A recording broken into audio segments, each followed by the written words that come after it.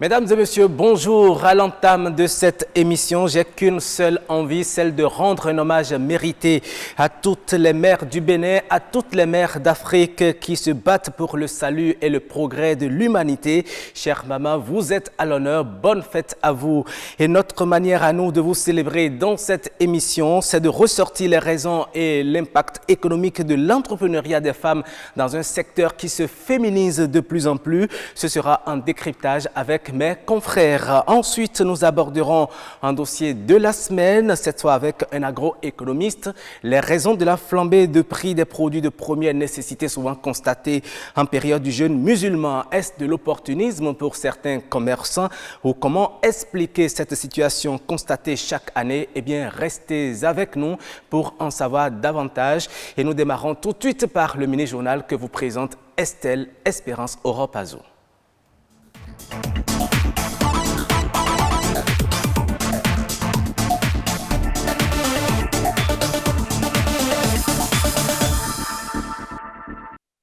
Bonjour à tous et bienvenue dans le mini-journal.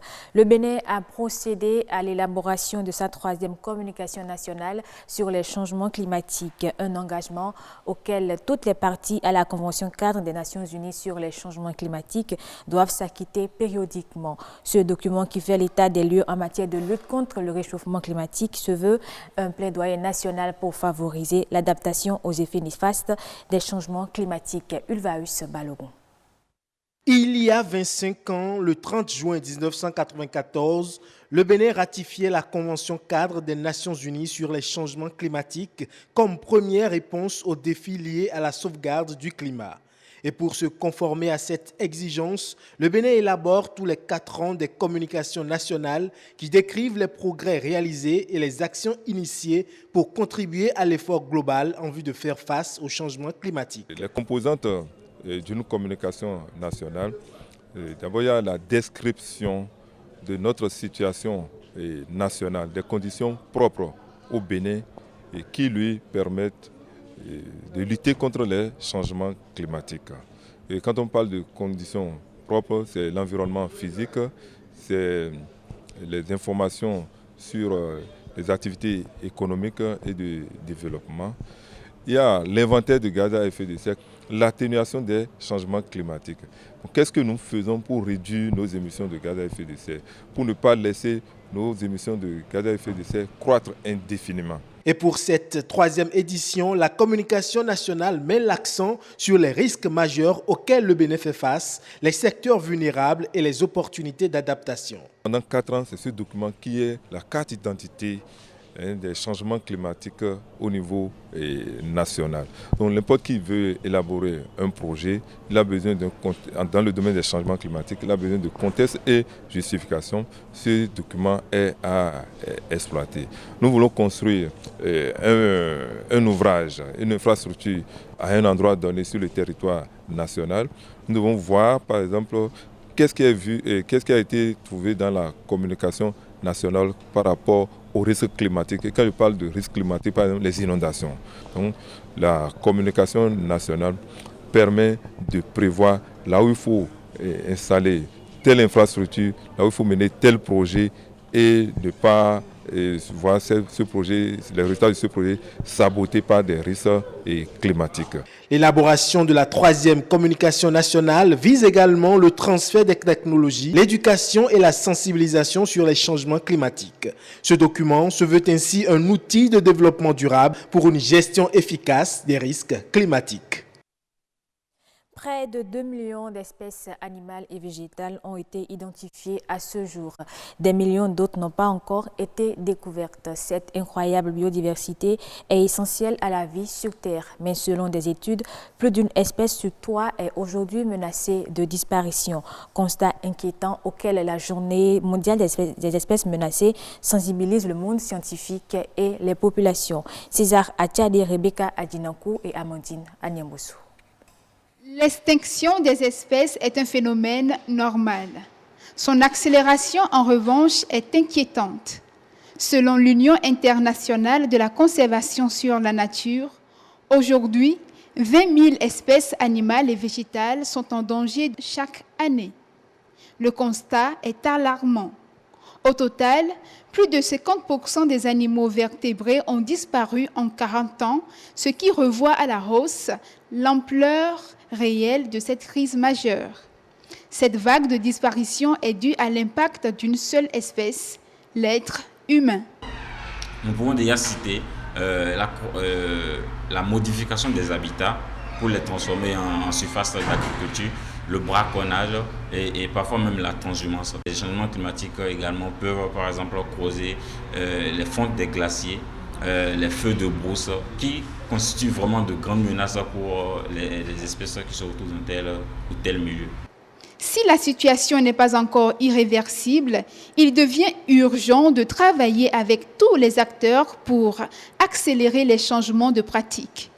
Protéger notre environnement, c'est recycler les déchets, réduire l'empreinte carbone, ne pas confondre plaisir de consommer et surconsommation. Il y a plusieurs manières de sauvegarder ces espèces et nous devons d'ailleurs agir. Donc, comme on mesure déjà, il faut déjà dire qu'il faut une forte sensibilisation.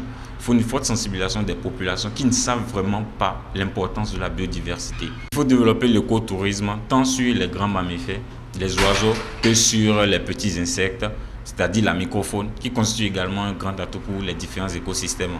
Ces espèces sont vraiment laissées pour compte, mais malgré cela, ils jouent un très grand rôle pour le cycle naturel, le cycle biologique. À l'heure de la Journée mondiale des espèces menacées, le dernier rapport de l'ONU sur la biodiversité annonce l'extinction de plus d'1 million d'espèces les prochaines décennies. Le but de cette célébration est donc d'encourager la population à s'informer et à prendre conscience des menaces pesant sur les espèces. Alors c'est une manière de sensibiliser les populations à travers le monde sur comment ils peuvent être impliqués sur la sauvegarde de ces espèces menacées et surtout de faire ressortir les efforts de conservation qui sont faits sur d'autres espèces ailleurs et comment ces espèces peuvent bénéficier d'activités de conservation pour que quand même la biodiversité internationale soit sauvée. Il serait facile d'ignorer cette journée, de ne la considérer qu'avec fatalisme ou indifférence. Pourtant, un fait demeure. L'homme est une espèce comme les autres. Un jour, cette journée pourrait aussi nous concerner. Environnement, toujours, notre biodiversité, notre nourriture, notre santé. C'est le thème de l'édition 2019 de la Journée mondiale de la biodiversité. Pour baquer l'événement, la Direction générale des eaux, forêts et chasses a organisé une semaine de la biodiversité. Au menu, exposition, conférences, débats et visites de sites avec en point de mire les réflexions sur l'état de la biodiversité au Bénin. Mathieu Sokenou, Amandine Agnamboussou. Outre ses nombreuses fonctions, la biodiversité est le fondement de notre système alimentaire. Elle est de fait essentielle au bien-être de l'homme. Le thème de cette année a été choisi pour sensibiliser sur l'importance de la nature pour l'alimentation et la santé. C'est un slogan de sensibilisation pour dire que notre alimentation, notre santé a pour socle la biodiversité. Donc nous devons contribuer chacun en ce qui le concerne, à la conservation de la biodiversité, à l'amélioration de la qualité de la biodiversité, afin que notre alimentation soit assurée, afin que notre santé soit assurée par l'utilisation rationnelle de la biodiversité pour la production de nourriture, pour la production de médicaments, pour le maintien en l'état de l'individu, de l'homme, et en général de l'humanité. La biodiversité du Bénin est comparable à celle des autres parties du monde. Au fil du temps, elle a subi et subit encore la pression de l'activité humaine. Il y a une perte de biodiversité que l'on constate au niveau international et le Bénin n'échappe pas à cette situation. Cela est essentiellement dû aux activités humaines. L'agriculture, l'élevage, la pêche, l'exploitation forestière, les feux de végétation, etc., qui contribuent à détruire, à réduire, à dégrader les ressources naturelles et par conséquent la biodiversité. Pour une conservation et une utilisation durable de la biodiversité au Bénin, la recherche scientifique est mise à contribution. Notre administration doit désormais profiter des acquis de notre recherche afin de mieux assumer nos prérogatives de conservation de la diversité biologique, et ceci grâce aux informations scientifiques gratuites que vous ne lasserez de mettre à notre disposition. Si chacun, par son action, diminue l'impact négatif qu'il a sur les ressources naturelles, nous contribuons ensemble à la protection, à l'amélioration de la biodiversité et l'amélioration des conditions de vie de l'être humain.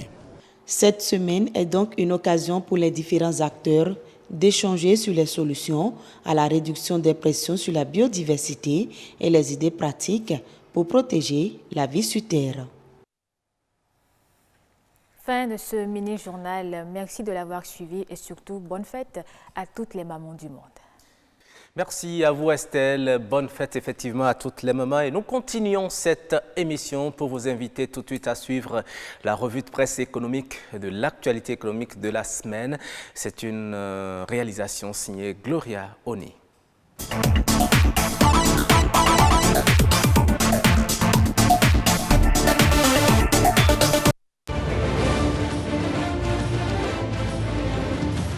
Bonjour à tous et merci de prendre le rendez-vous de la revue économique sur Wikeco. Démarrons cette revue par la mobilisation de ressources par le Bénin sur le marché de l'UEMOA. Fraternité titre à propos. Économie, le Bénin obtient 27,6 milliards de francs CFA sur le marché de l'UEMOA. Le journal nous apprend que selon un communiqué de l'Agence régionale ouest africaine de planification de la dette de l'UEMOA, sur un montant total de plus de 50 milliards de francs CFA, le Bénin est parvenu à obtenir 27 milliards. Il est à préciser que les soumissions retenues viennent de la plupart des pays de l'Union économique et monétaire ouest-africaine. L'échiquier renchérit et titre marché financier de l'UEMOA. Nouveau succès pour le Bénin. Le journal nous rappelle que le plus bas taux moyen pondéré dans l'Union sur la maturité des 6 mois est de 5,36%. Toujours dans le domaine du financement, la Nation titre promotion de l'entrepreneuriat des jeunes et des femmes. Le gouvernement crée un fonds de soutien. Selon le journal, la mise en place du fonds de soutien va contribuer au développement de l'auto-emploi au sein de la couche juvénile. Citant le communiqué du Conseil des ministres, le journal ajoute que ce fonds est essentiellement destiné à l'amélioration de l'accès des jeunes au financement. Fraternité titre à ce sujet. Conseil des ministres, le gouvernement crée un fonds de soutien aux PME. Selon le Canard, l'amélioration de leur accès au financement va se faire à travers le refinancement, le capital risque, crédit bail, à facturage, bonification des taux et autres. Le Télégramme, pour sa part, titre Conseil des ministres du mercredi 22 mai, l'utilisation des tôles galvanisées non laquées est interdite. Citant cette décision, le journal nous informe que ces tôles galvanisées non laquées, utilisées pour la toiture des habitations, reflètent les rayons solaires qui causent de réelles nuisances aux yeux. Le journal poursuit et écrit qu'en vue de préserver durablement la santé des populations des risques sanitaires, le Conseil des ministres a décidé d'interdire sur le sol béninois la production, l'importation, la commercialisation et l'utilisation des tôles non laquées.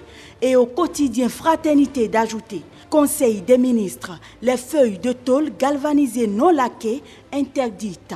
On retient des colonnes du journal qu'au thème du présent décret, les producteurs, distributeurs et utilisateurs disposent d'un délai de 12 mois pour l'écoulement ou l'utilisation de leur stock. Culture pour finir. Bénin Intelligent nous informe que les artistes béninois vont certainement bientôt pousser un ouf de soulagement.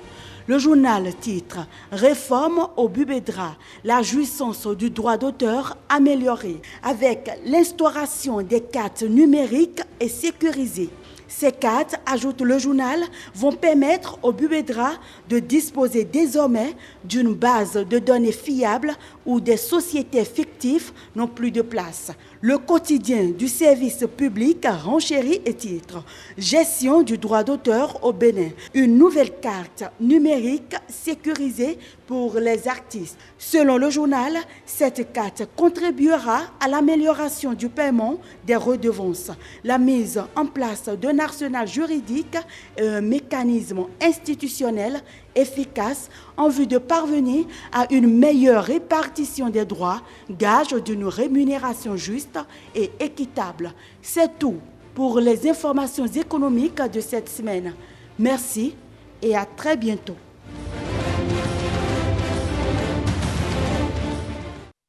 Merci à vous, Gloria Oni, pour cette revue de presse économique assez fournie cette semaine.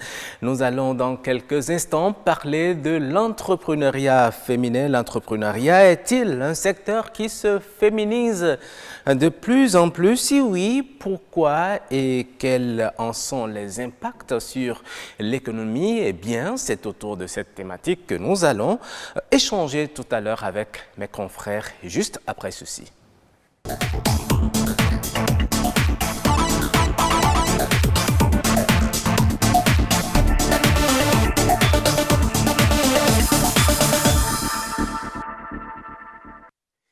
Eh bien, ils sont déjà sur ce plateau. J'ai le plaisir de vous présenter la femme qui nous a rejoint sur ce plateau de décryptage. Aujourd'hui, nous sommes à l'honneur. Les femmes sont à l'honneur. Sena Léa Glago, bonjour. Bonjour à vous, Roch. Merci de vous considérer comme une femme aujourd'hui. Oh non, non, non, je ne suis pas femme, mais nous sommes à l'honneur parce que nos mamans sont à l'honneur. On leur dit bonne fête également. Tout à fait. Merci à nos mamans. Et vous êtes très bien habillée. Bon, j'espère que ce n'est pas comme l'autre. Je rappelle que vous êtes journaliste à Radio Otokpa et que vous êtes dans cette émission pour opiner sur la thématique du jour. Martial Guidigan, bonjour. Roch, bonjour. La pleine forme. Et très féministe même. Très féministe. Ah, là, c'est intéressant. Alors, nous parlons de l'entrepreneuriat qui se féminise de plus en plus. Dites-nous, Sena Léa Glago, avez-vous l'impression que les femmes s'illustrent davantage dans l'entrepreneuriat aujourd'hui? Oui, pas peut-être comme nous l'aurions souhaité, puisque effectivement il y a beaucoup de femmes au Bénin, mais c'est déjà un effort par rapport à des années antérieures de voir que beaucoup de femmes aujourd'hui arrivent à se prendre en charge, bien sûr, grâce au soutien des hommes qui les comprennent, parce que vous savez, quand vous êtes, oui, il faut le reconnaître, parce que quand vous êtes une femme qui travaille, si vous n'avez pas le soutien de l'homme, vous n'êtes pas assez équilibré pour avancer. Il vous manque forcément quelque chose. Donc c'est le moment également de remercier ces hommes qui acceptent accompagner des femmes à être plus autonomes, à entreprendre et véritablement à s'assumer financièrement. Très bien. Martial, comment expliquez-vous ce constat qui fait aujourd'hui que beaucoup de femmes veulent aller à l'entrepreneuriat? Merci. Je pense qu'il faut d'entrée de jeu faire constater que l'entrepreneuriat féminin est en plein essor. Parce que si on doit comparer avec les années antérieures, nous constatons une progression. S'il faut parler de pourcentage. Et ceci est justifié parce que simplement, d'abord, je veux noter que la femme ne va pas à l'entrepreneuriat par opportunité. Elle y va par contrainte. Par contrainte. Par contrainte, par moment. Parce que, voyez-vous, lorsque nous allons sur le plan de marché, ordinairement, la femme se voit, disons, diminuer. Et pour avoir son autonomie, la femme décide de se mettre à son propre compte. Lorsque vous prenez, par exemple, la femme dans un emploi public, on peut dire que la maternité l'amène à ne pas pouvoir peut-être rester à plein temps dans son... Et c'est des problèmes à plein temps. Lorsque nous prenons toujours la fonction publique, par exemple, c'est que la femme est soumise à ce que vous appelez très souvent le harcèlement. La femme est là, elle ne peut pas faire toujours ce que l'homme fait. Et donc, pour avoir cette autonomie, la femme est obligée de se retirer pour dire, bon, je me mets à mon propre compte. Et parce qu'elle se met à son propre compte, elle a plus d'autonomie pour gérer ses affaires elle-même. Et vous pensez que c'est parce qu'elle s'est mise à son propre compte qu'elle est exemptée de ces situations que vous décrivez? Non, c'est relatif. Mais seulement qu'elle est plus autonome, elle est plus libre à gérer ses affaires comme elle l'entend. D'accord. Très bien. Je vais réagir. Oui, il a dit tout à l'heure que les femmes aujourd'hui vont à l'entrepreneuriat par contrainte. Je vous ai vu réagir, vous avez tiqué. Est-ce que vous ne pensez pas que quelque part, il a raison compte tenu des arguments qu'il a avancés? Je ne dirais pas qu'il a tort, mais je dirais qu'il faut relativiser. Il faut relativiser parce que oui, les problèmes qu'il a évoqués sont réalistes, mais il faut reconnaître également qu'il y a beaucoup de femmes qui étaient déjà dans l'entrepreneuriat, même si elles n'avaient pas beaucoup de surface financière. Par exemple, quand vous prenez notre maman du village, elle va au champ, elle produit, elle va revendre au marché et c'est pour s'occuper des enfants et de la famille. C'est une forme d'entrepreneuriat. Donc ça existait déjà. Seulement qu'aujourd'hui, dans le contexte de développement où nous sommes aujourd'hui, c'est qu'une femme qui entreprend doit forcément avoir son entreprise, avoir à charge des travailleurs et être chef d'entreprise. Dans ce contexte, oui, nous ne sommes pas nombreuses. C'est vrai également que oui, à des moments donnés, les femmes préfèrent être chefs d'elles-mêmes que de subir la pression dans nos administrations. Pour être autonome. Mais ce n'est pas que dans le public. Indépendante. C'est aussi dans le privé. Donc, c'est relatif. C'est vrai que, oui, à des moments donnés, quand les charges maternelles et autres interviennent et que vous travaillez pour quelqu'un, c'est difficile à gérer, mais ce n'est pas impossible puisqu'il y a des femmes qui l'ont fait et qui continuent de le faire. Donc, pour moi, ce n'est pas une contrainte. C'est aussi vrai qu'aujourd'hui, la femme a besoin financièrement d'être autonome. En ce sens qu'une femme qui n'est pas autonome financièrement, quand le mari n'est pas là, je prends le cadre de la famille, elle ne pourra pas s'occuper véritablement des enfants parce qu'il y a des soins à faire, il y a peut-être des choses, mais elle est obligée d'attendre le mari. Là, ça pose un véritable problème de développement. Et donc, oui, une femme qui est instruite, qui est autonome financièrement, n'aura pas à attendre que papa revienne du voyage pour s'occuper de la famille, des enfants ou des charges de la maison. Ça, c'est en ça que c'est important. C'est important aussi parce que, oui, une femme qui travaille, qui a un peu de ressources financières, voit autrement la vie. Elle est émancipée. Elle est émancipée. Elle ne perd pas son temps dans des jalousies, entre griffes inutiles, pas parce que la jalousie est une mauvaise chose, mais parce qu'à des moments donnés, on voit le mal partout, alors qu'à des moments donnés, le monsieur n'a peut-être rien fait.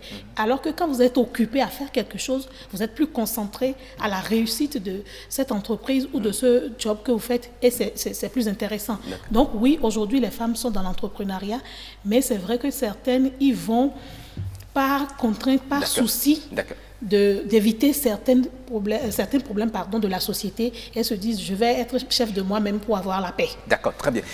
Est-ce que quelque part vous n'avez pas l'impression que c'est parce que les femmes ont compris qu'il y a leur part de responsabilité dans le progrès économique d'un pays qu'elles décident de plus en plus aujourd'hui à créer aussi de la richesse?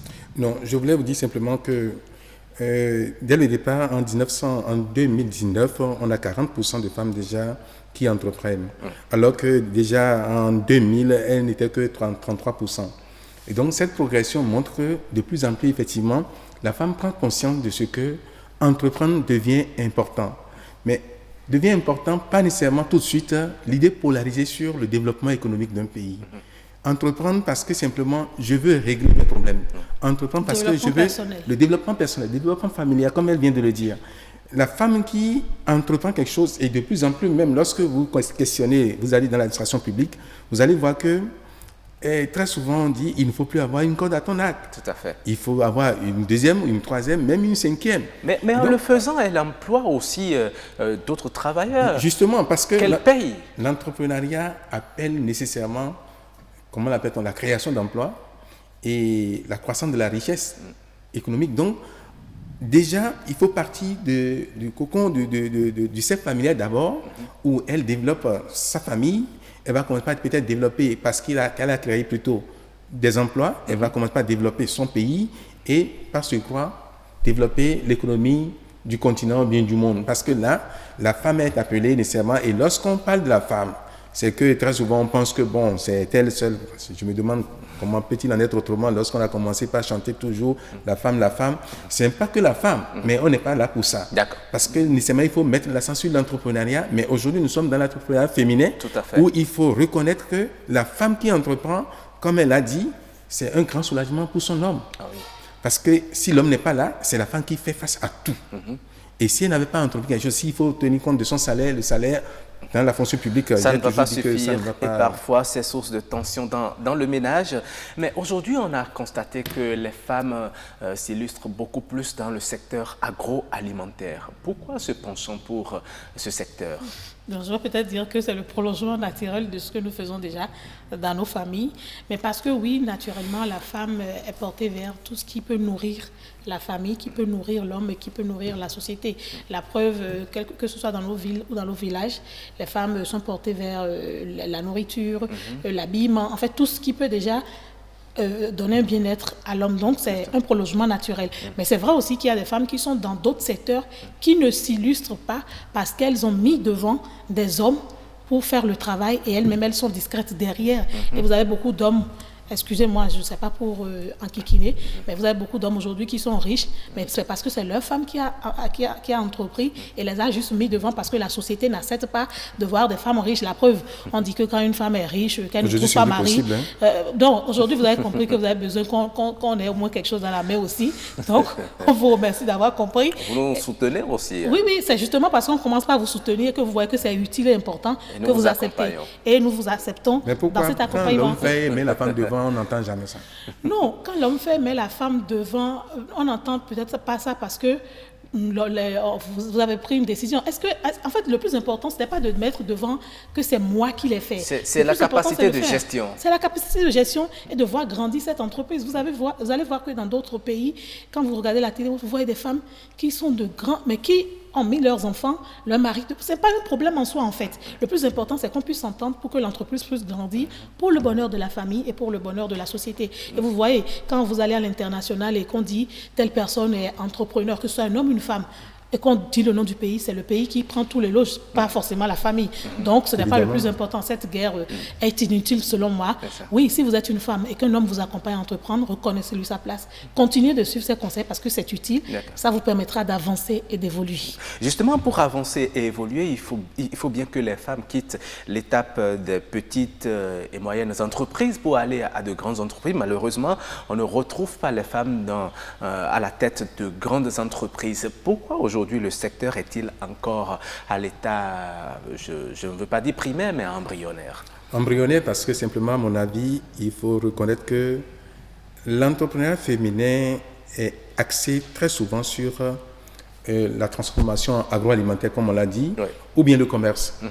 Et donc, c'est rare de voir un homme, de toutes les façons, la proportion de femmes qui s'installent dans l'entreprise agroalimentaire, transformation, je allais dire, ou bien dans le commerce, vous n'allez pas voir, la femme domine toujours. Mais parce que simplement, la transformation ou bien le commerce, vous allez voir, import-export, ce n'est pas grand-chose, mais ça rapporte beaucoup. Tout à fait. Ça rapporte beaucoup. Mais par contre, les hommes ne sont pas nombreux à se retrouver dans ce secteur, mais l'homme réfléchit grand. Et évolue grand. Mais que faut-il faire aujourd'hui pour que les femmes aussi réfléchissent vraiment grand? Non, simplement parce que d'abord, de nature, à quelques différences près, l'homme est plus audacieux que la femme. Et pour entreprendre, l'homme n'arrive pas à faire de petits calculs. La femme va te dire tout de suite, j'ai besoin de financement. Il ne commence pas à poser ces problèmes, alors que le plus important, ce n'est pas encore le financement. L'homme réfléchit, rêve et voit en grandeur nature ce qu'il veut faire. Et c'est pourquoi vous allez voir, ils sont dans l'industriel, et ça évolue plus que... Mais il n'est pas moins vrai que la femme entreprend, mais rapporte beaucoup à la famille et à l'économie nationale. Ok. Pour permettre aux femmes de rêver grand, d'avoir de grandes entreprises, je crois le Conseil des ministres a décidé récemment de mettre sur pied un fonds de soutien au financement des micro, petites et moyennes entreprises et à la promotion de l'entrepreneuriat féminin. Sénat Léa Glago, est-ce que vous ne pensez pas que c'est de l'oxygène que le gouvernement veut injecter dans ce secteur pour permettre à la femme de continuer à produire et de contribuer à l'économie nationale? Avant de répondre à votre préoccupation, chers confrères, il faut dire que oui, c'est vrai que la femme n'ose pas souvent. La femme n'aime pas s'engager ou a peur de s'engager. La femme a peur de prendre des risques, ce que l'homme fait plus facilement, dont l'audace dont parle mon confrère Martial. Mais c'est vrai également que l'éducation que nous donnons à nos femmes, parce que malheureusement je suis une femme et une mère, l'éducation que nous donnons à nos enfants les laisse rester dans ce cocon de ce qu'il faut avoir peur de faire confiance, il faut être prudent, il ne faut pas se lancer, une femme ne peut pas faire ci, une femme ne peut pas faire ça. Vous voyez, ces pesanteurs de notre société, ces facteurs sociologiques font que la femme, malgré sa bonne volonté, se dit « Ah mais non, si je fais ça, maintenant on va dire que je me prends la tête, que je fais la grosse tête, que je fais ci. » La preuve, nous-mêmes qui sommes ici, nombre d'entre nous, même malgré que je sois une femme et que je sois dans ce métier, certains en seront fiers, mais d'autres diront « Non, laissez-la, depuis qu'elle est devenue journaliste, elle est devenue gonflée. » Oui, vous voyez, ça fait qu'à un moment donné, malgré la bonne volonté de certaines femmes, elles sont réticentes, elles ont peur. Donc je pense que d'abord, avant de répondre à votre question, il faut qu'on puisse diminuer un tant soit peu ces pesanteurs-là. Aujourd'hui, dans notre pays, une femme ne peut pas hériter d'une terre. Dans la famille, on fait tout pour la mettre de côté. Ça, c'est un facteur également qui regresse parce que oui, si j'ai une terre et que j'ai une entreprise agroalimentaire, comme vous dites, la terre peut me permettre d'étendre mon entreprise et de faire beaucoup plus de choses. Donc, il y a ces facteurs qu'il faut corriger. Je crois qu'il y a eu assez d'avancées dans ce secteur. Oui, il y a eu beaucoup d'avancées, mais ce n'est pas encore suffisant parce que quand on dit tant qu'il y a à faire, c'est que rien n'est fait. Maintenant, pour répondre à votre préoccupation, oui, ce fonds est une bouffée d'oxygène, en ce sens que c'est très difficile pour des femmes d'avoir accès à de larges ressources financières. Pour développer leurs activités. Prenons simplement les bonnes dames qui font du gari, la transformation du manioc en gari. Quand elles sont dans ces petits gros regroupements, quand il s'agit d'aller emprunter de l'argent, c'est très difficile. On leur dit même des fois, il faut être 10, il faut que ce soit un certain nombre, sinon vous seul, on ne vous donne pas. Vous voyez que tout ça l'a fait que, malgré la bonne volonté, c'est difficile. Mais avec ce fonds, je pense, je ne sais pas encore le contenu réel à part ce qu'on nous a dit, le temps que les autorités nous expliquent davantage, oui, je pense qu'avec ce fonds, ça permettra à la femme d'avoir accès aux ressources financières parce qu'on ne peut rien aujourd'hui, qu'on le veuille ou non, sans ressources financières. La ressource financière, par exemple, le prêt qu'on va vous accorder avec peut-être le taux d'intérêt un peu banal, vous permettra de renforcer votre entreprise, d'acheter pourquoi pas des outils de travail, techniquement d'améliorer votre entreprise et de pouvoir aller de l'avant, pourquoi pas d'avoir la confiance des banques. Et donc oui, si ce fonds peut accompagner ces femmes véritablement, ce serait une bonne chose. Mais je pense qu'au-delà aussi, il faut la formation. Parce que quand vous n'êtes pas formé à gérer des ressources financières, c'est très difficile. Et je pense que l'expérience se fait déjà dans les centres de promotion sociale. Quand vous êtes une famille en situation de difficulté et que l'État vous accorde un petit financement pour vous accompagner, on vous donne les outils nécessaires avec de petites formations pour vous apprendre à gérer ces fonds, pour pouvoir apporter quelque chose. Donc, je pense que oui, le fonds est une bouffée d'oxygène, mais il faut que la formation accompagne pour que cette femme puisse gérer ces fonds. Merci. Martial, je vais vous laisser la parole pour juste quelques secondes, parce que nous sommes déjà pratiquement à la fin de cette... Oui, nous sommes déjà à la fin de cet entretien. Alors, avec ce fonds qui sera mis en place pour accroître l'entrepreneuriat féminin, est-ce que vous ne pensez pas qu'il va être victime? Ce n'est pas la première fois qu'on a mis en place des fonds pareils. Qu'est-ce qu'il faut faire pour que cela ne produise pas les mêmes résultats que l'on a déplorés par le passé? Alors, vous me parlez de microcrédit. Oui, justement. Vous me parlez de temps, mais vous me pénalisez parce que j'avais beaucoup de choses à dire par rapport à ce fonds. Allez-y, très haut. Vous savez très bien qu'on est en télévision. Oui, avec ce fonds, je trouve rapidement que pour éviter la mascarade, il faut repenser plus profondément les choses. On m'a parlé d'accès, le financement, le capital et risque, le cautionnement mutuel, tout ce qu'on a dit là. Ça rejoint un peu ce que j'ai entendu par le passé avec le FNDA, le Fonds national du développement agricole. À ce niveau, le FNDA peine toujours à s'éclore, à trouver un chemin pour évoluer. Lorsque les gens, pendant qu'on était encore sur les bancs, vous trouvez des femmes qui vendait ce qu'on appelle toffee, tout ça là, ça voudra dire que la femme est prédisposée. Ce n'est pas nécessairement l'argent qui est le premier facteur de l'entrepreneuriat. Mais l'argent devient important pour continuer l'entreprise, à gérer plutôt l'entreprise. Mais lorsque nous trouvons l'argent, nous trouvons la formation dont elle a parlé. Heureusement qu'il y a la formation, il y a la question du marché. Si vous ne pensez pas au marché, comment écouler les produits?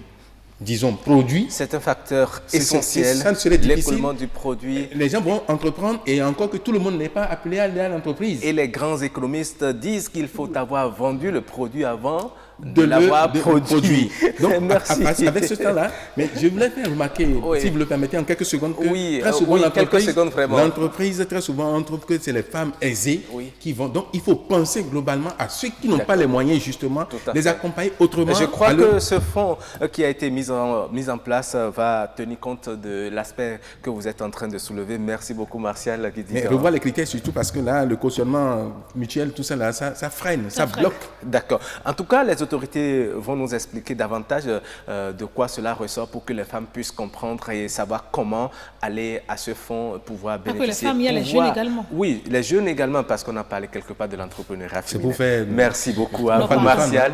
Merci également, Sénat. Oui, c'est votre jour. Bonne fête une fois encore. Oui, mesdames et messieurs, nous allons poursuivre avec cette émission et enchaîner tout de suite avec le dossier de la semaine. Et en dossier de la semaine, nous allons parler de la flambée des prix, surtout en période de Ramadan.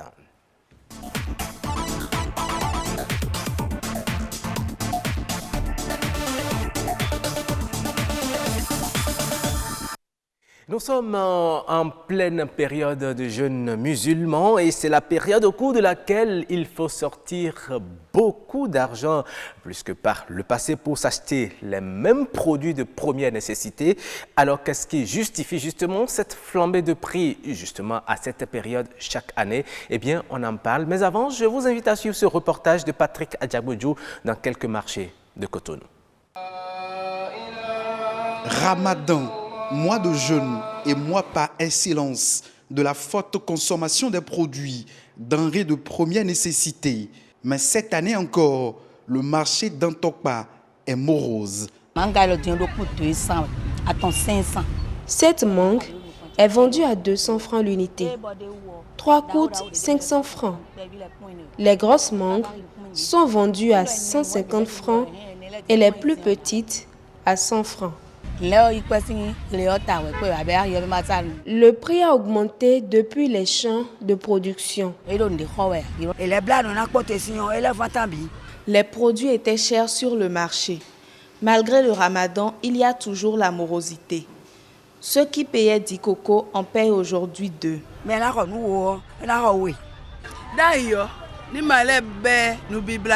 Quand le ramadan arrive, on vend beaucoup. Mais aujourd'hui, il n'y a pas la vente car il n'y a pas d'argent. La flambée du prix des fruits constatée est un handicap pour tous les consommateurs, notamment les fidèles musulmans. Le prix des produits utilisés pour rompre le jeûne a augmenté de 20 à 50%, ce qui limite de façon considérable leurs achats.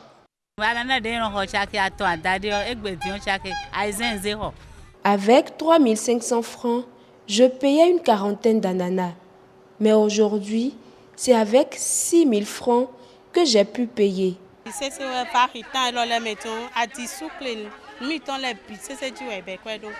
Une importante augmentation des prix serait observée durant les 15 premiers jours du Ramadan. La simple loi de l'offre et de la demande ne suffit plus pour expliquer cette traditionnelle hausse des prix et la mévente actuelle. Merci pour ce reportage. Nous avons déjà notre invité, l'agroéconomiste. Il est sur ce plateau, il répond au nom de Gérard Alonsogbe. Bonjour. Oui, bonjour monsieur. La pleine forme. Oui. Merci d'avoir répondu à notre invitation. Patrick Adjabodjou, bonjour, vous étiez dans les marchés. Tout à fait, bonjour Okakoinou. C'est vrai que tout est cher? Tout est cher, vraiment. Dis donc. Alors, on est là pour en parler. On est là exactement pour en parler. Nous parlons des piments frais, des tomates fraîches, des oignons, des céréales, des boîtes de conserve, le sucre, de la pastèque et de la banane plantain, même les mangues greffées. Tous ces produits et bien d'autres encore ont connu une hausse généralisée du prix d'achat sur le marché. Sur ce plateau, première question à notre invité. Qu'est-ce qui explique cette flambée des prix des produits de première nécessité pendant la période de Ramadan? Oui, pendant cette période de Ramadan, ces produits deviennent beaucoup plus importants dans l'alimentation de cette communauté. Cette communauté aussi augmente chaque année. Quand nous prenons le 3e recensement du Bénin, la population des musulmans était à 1 652 000. Mais au 4e génération, cette population a passé de 24% à 27%. Donc pendant cette période de Ramadan, cette population a tendance à manger beaucoup plus pour pouvoir maintenir son corps durant toute la journée. Et du coup, ça se ressent directement sur la disponibilité du produit. Ces produits qui sont de première nécessité deviennent de plus en plus rares sur le marché et le prix prend un coup automatique. Voilà ce qui explique. Voilà ce qui explique. Est-ce qu'au-delà de cette raison qui explique la flambée des prix, est-ce que les commerçants ne recherchent pas, comment on dit, est-ce que cette hausse des prix n'est pas due à la recherche effrénée du gain de la part des commerçants? Parce qu'on sait que la période est propice, il faut engranger beaucoup de sous. Oui, tout entrepreneur recherche le profit, ça c'est vrai, c'est une évidence. Mais la raison fondamentale, c'est la rareté de ces produits sur le marché. Puisque quand le produit devient rare, le prix augmente. Et comme l'entrepreneur sait que ce produit est rare et que sa demande augmente chaque jour, il met le prix pour pouvoir tirer beaucoup plus de profit. Est-ce que vous pensez que c'est vraiment la rareté du produit qui fait que le prix augmente? Parce qu'il y a, à l'approche justement de cette période, il y a certains qui emmagasinent leurs produits, les conservent justement pour cette période. Est-ce que c'est vraiment la rareté ou bien l'opportunité que les commerçants ont de pouvoir vendre plus cher ces produits-là qui fait qu'aujourd'hui on parle de la flambée? Donc c'est vrai que c'est une opportunité, mais la raison fondamentale, prenons les fruits. Les fruits, prenons par exemple le cas de la mangue. La mangue est fortement produite au nord, dans des zones même où les transporteurs ne peuvent même pas aller chercher ces produits. Et nous sommes même en période de saison pluvieuse où il y a beaucoup de mangue. Pourquoi ça devrait coûter plus cher? C'est vous qui voyez qu'il y a beaucoup de mangue. Parce que le coût de la production de ces mangues est élevé. D'autant plus que le transporteur met son prix. Parce que les voies ne sont pas praticables.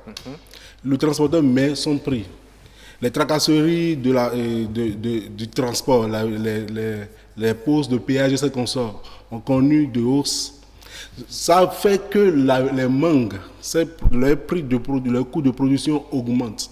Et quand le coût de production augmente, face à quelqu'un qui veut une certaine marge brute, il met le prix. D'autant plus que la mangue devient beaucoup plus utilisée en cette période de Ramadan pour rompre les jeûnes.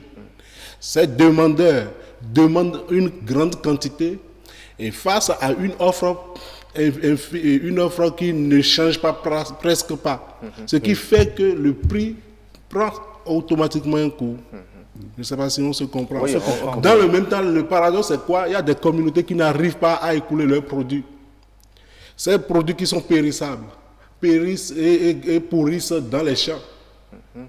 Parce qu'il n'y a pas la voie, il n'y a pas l'information également sur la disponibilité de tel marché pour écouler le produit. C'est l'une des raisons aussi, à partir du moment où la demande est forte et qu'il y en a qui n'arrivent pas à écouler le produit, sortir le produit du champ, l'amener en ville, ça peut justifier également effectivement. Oui, tout à fait, tout à fait. Et je voudrais vous demander, ce phénomène de la flambée des prix des produits dont nous parlons, est-ce que ce phénomène est inévitable pendant la période? On peut vraiment l'éviter.